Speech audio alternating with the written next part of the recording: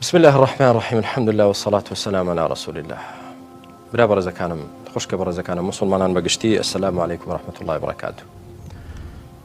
پیغمبر خو عليه الصلاة والسلام وكو عائشة خزاني ليدي جرتو دفرميت كان رسول الله صلى الله عليه وسلم يجتهد في العشر الأواخر من رمضان ما لا يجتهد في غيره.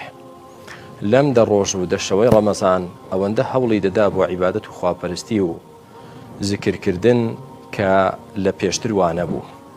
وهروها عائشة رضي الله عنها اللي بدا فرمي كان رسول الله صلى الله عليه وسلم إذا دخل العشرة أحيا ليلة وأيقظ أهله وشد مئزره. في عمر إخوة عليه الصلاة والسلام هركذا جيش لدى شوكا خوي قرجو قول دكرد خوي تون دكردوا ولا خيزاني نزيق ندكوتوا وهروها خيزانة كاني بخبر دينا وهلي دساندن بو نوش كردن وطاعة وعبادة وهروها بدرجاي شوكا خريشي عبادة دبو چونك لا بيس شوكيتر خوتني شتيادا دبو والله لم دشوا في عمر إخوة عليه الصلاة والسلام تابع يعني خريشي خوا پرستن و ذکر و دعا و نوێژ دەبوو. بۆی بەڕێزەکانم هەلێکی زۆر گەورە لە بەردەستمانە. ئێمە ئەمشۆ یەکەم شەوی ئەم دەشەوەیە کە شەوی 21 زۆر احتیمال هەیە ئەم شۆ شەوی قەدر بێ کە پێغەمبەری خوا عەلەیهی سەڵات وسەلام دەفەرمێ لە مانگی ڕەمەزاندا شەوێک هەیە من حوریمەها فەقەد حوریم الخەیڕ کله. هەر کەسێ ئەو شەوەی لە دەستچێ ئەوە هەموو خێرێکی لە دەست چووە. هەر کەسێ ئەم شەو دا خەریکی عیبادەت و خواپەرستی و نوێژ و تاعەت بێت خوای گەورە لە گوناهی دەبورێت، خوای گەورە ڕەحمی پێ دەکا، خوای گەورە دوعای قبول دەکا. بۆیە بەڕێزەکانم ئەم دەشەو با لە دەست نەدەین و بە ڕۆژەکانی شێوە ئینشا ئەڵڵا با زۆر ئەوەی کە کەم تەرخەم بۆ تا ئێستا لە قورئان خوێندن با قورئانەکەمان بخوێن و ختمیکەن و ئەوەی کە لە ذکرکردن کەم تەرخەم بۆ ذکری خوا زیاترکەن، ئەوەی لە تەراویح و شەو نوێژ کەم تەرخەم بووە شەوانێکی زۆر مبارەک لە بەردەستماندا ماوە.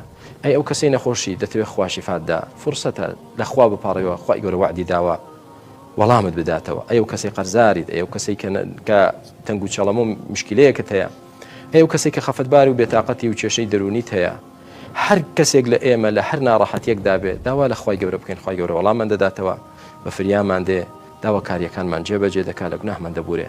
با هەمومان ئەم دەشەوە بکەینە شەوی گۆڕانکاری لە ژیانماندا بە پشتیوانی خوای گەورە، شەوێک بێت کە شەوانێک بێت بە شێوازێکی وا بەڕێیان بکەین کە ژیانمان بگۆڕێت لە ناخۆشیەوە بۆ خۆشی، لە خۆشیەوە بۆ خۆشتر زیاتر ئینشا ئەڵڵا.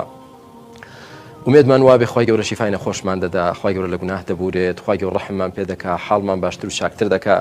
کەواتە بەڕێزەکانم لەبا لە دەست خۆمانی نەدەین، خۆمان مەحروم نەکەین لەم دەشەوە خێرە. ئەم دەشەوە وەڵڵاهی بۆ نووسن نییە، ئەم دەشەوە بۆ دانیشتن و قسەکردن نییە کە مەجلیسی پێ بەڕێکین. ئەم دەشەوە بۆ ئەوە نییە کە تۆ بێ ئاگابی لە خێر و بەرەکەت و بێری ئەم دەشەوە. بۆیە ڕەحمەتی خوا لە هەموو لایەک داوا لە خوا بکەین پێش هەموو شتێک، خوای گەورە یارمەتی دەرمان بیت بۆ ئەوەی کە لەم دەشەوەدا تۆ چۆنت پێخۆشە و ڕازیت بەم شێوازە ذکری تۆ بکەین، شکری تۆ بکەین و حوسنی عیبادەتی تۆ بکەین.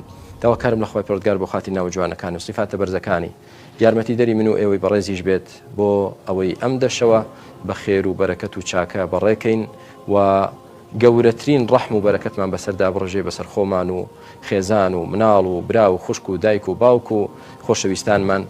داواکارین لە خوای پەروەردگار ڕەحممان پێ بکات بۆ ئەوەی کە بتوانین کارێکین کە خوای گەورە لە خۆمان ڕازیکەین، کارێکین کە ژیانی بەختەوەری دنیا و دوا ڕۆژ بۆ خۆمان دابینکەین بە ئیزنی خوای پەروەردگار. خوای گەورە لێمان خۆش بێ، ڕەحممان پێ بکەی، ئەخیرمان خێر کەیت. اللهم ربنا أعنا على ذكرك وشكرك وحسن عبادتك. خوای گەورە لە هەموو لایەکتان خۆش بێ، ڕەحم بە هەموو لایەکتان بکە، ئەخیری منش و ئێوەش خێر کە بەردەوامیمان پێ ببەخشێت. والسلام عليكم ورحمة الله وبركاته.